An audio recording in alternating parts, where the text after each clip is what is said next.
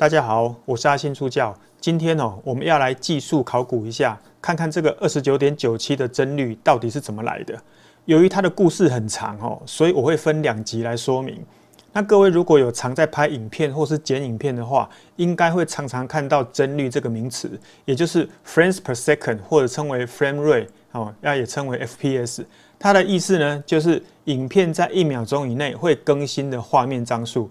那当我们打开影片软体的时候，你一定会看到在 frame rate 的选单里面会有一个29.97这个选项。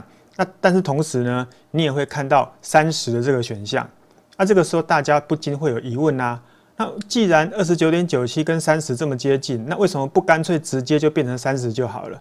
而且重点是这个29.97这么奇怪的频率到底是怎么来的呢？我们今天就来考古一下。那这个故事就要从1940年代的黑白电视开始讲起。当时的电视它的 frame rate 一开始真的就是定义为30，只是为了要让画面变得更流畅一些，于是呢他们就把一个 frame 拆成2个称为 field 的东西来播放。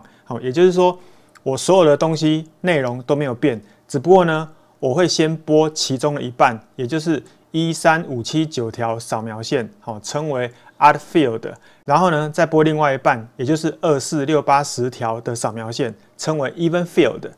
这就是所谓的交错扫描。那这么一来呢，画面的更新率就会提升到60的 FPS。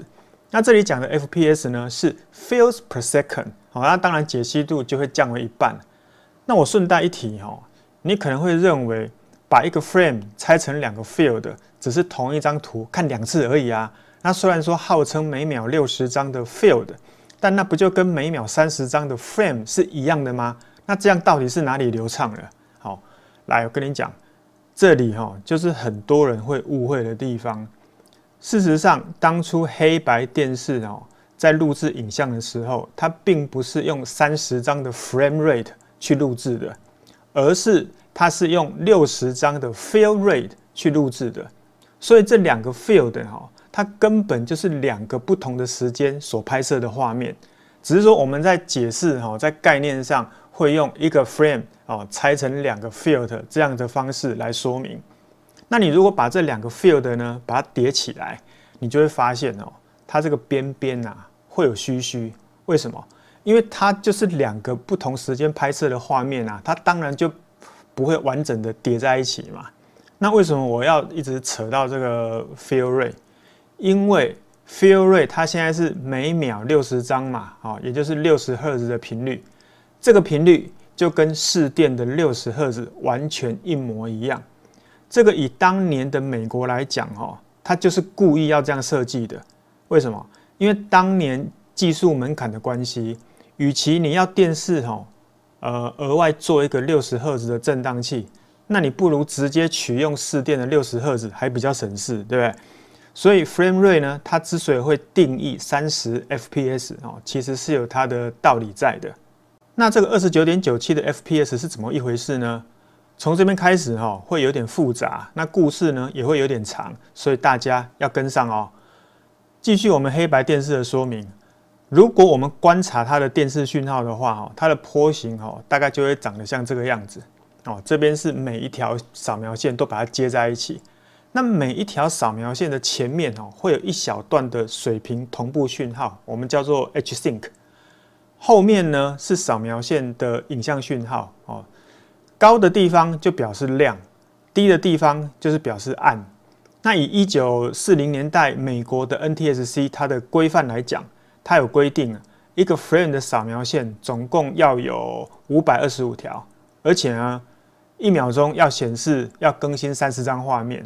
所以说呢 H-Sync 的频率它就会是多少？就会是525乘以30也就是 15.75 kHz。那我把它简写为 FH。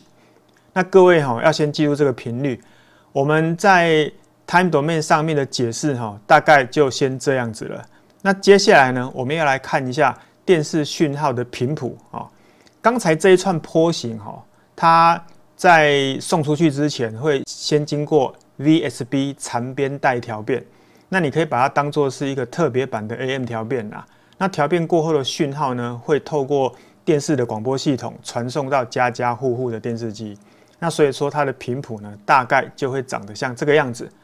你在频谱上面会看到很多尖尖的脉冲，而且呢，两个脉冲之间的频率啊，就会是刚好是 H sync 的频率，也就是刚才我们讲的 FH。那这些频率脉冲它会延伸到无穷远处。那这一部分的结论是透过工程数学里面的傅立叶转换而得到的。那我这边就不特别做说明了哈。虽然说频谱会延伸到无穷远处，但是因为 NTSC 它规定一个频道它的 channel bandwidth 只有6 MHz， 而且呢，影像讯号的单边频宽只能够有 4.2 MHz， 这个是规定的哦。所以说你多出来的讯号频率怎么样？要去掉，去掉之后呢，你才能够塞进去做广播，这样子才不会影响到隔壁的频道。那被切掉的讯号频率会不会影响画面？当然会啦。但是只会影响一点点，因为高频的讯号它代表画面的细节，而且呢，它在画面上的比重本来就很低，所以说就算一些部分的细节消失了，你的眼睛呢也看不太出来，所以就还好。4.2 MHz 后面的地方是用来放声音的讯号，它是 FM 调变。它的讯号频宽根据公式大约占了将近100 kHz 的频宽。由于影像跟声音的频谱它的距离很远，所以基本上它不会互相影响。那有了刚才前面这些基本认知之后呢，等一下我们后面才比较好说明 29.97 fps 是怎么来的。现在时间我们把它快转10年，来到1950年代。彩色电视的讯号规格要出炉啦，他们想要把彩色讯号加在原有的讯号上面，而且呢还要不影响原来黑白电视的收讯，因为当年在市场上已经存在着一堆的黑白电视机，那这种相容性的问题让当年的工程师伤透脑筋啊。其中最大的困难就是这个彩色讯号到底要放哪里啊？6 MHz 的 channel bandwidth。黑白影像讯号就占了中间 4.2 MHz， 这黄金地段都给它占光了，那到底还有哪里可以放彩色讯号呢？难道是要放在机灵地吗？对，还真的就是放在机灵地。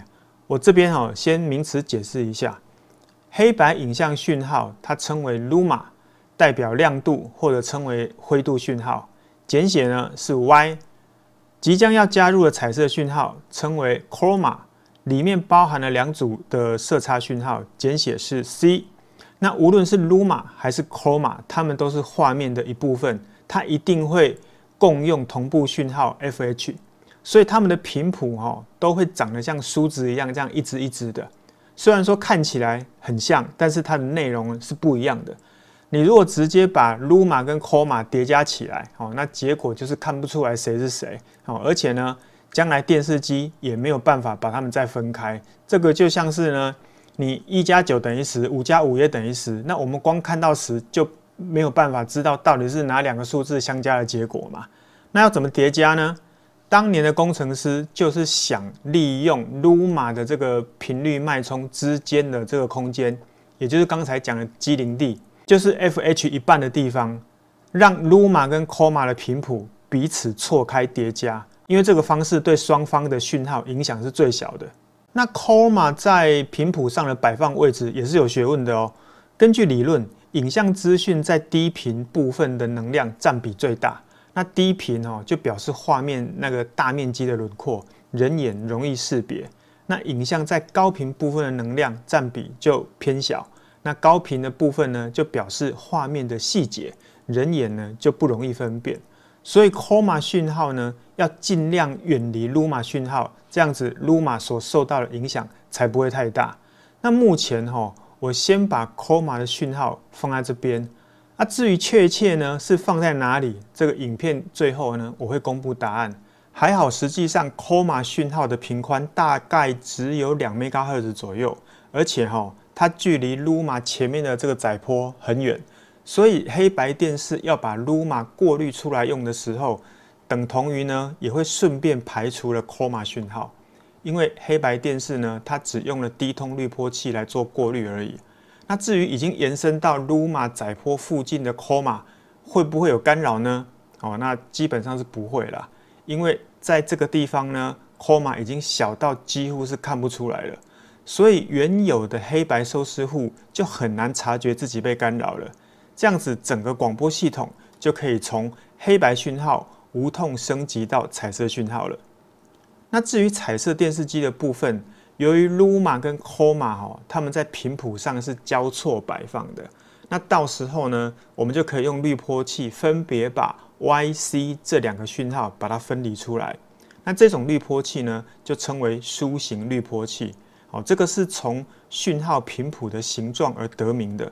我记得当年还有电视厂商拿着梳形滤波器的效果来做广告，因为呢，它不但可以精准过滤出 Chroma， 也可以利用更多的 Luma 频宽，也就能够呈现更多的画面细节。这种需要考虑技术细节，又要考虑商业策略的工作，真的不是一件简单的事情。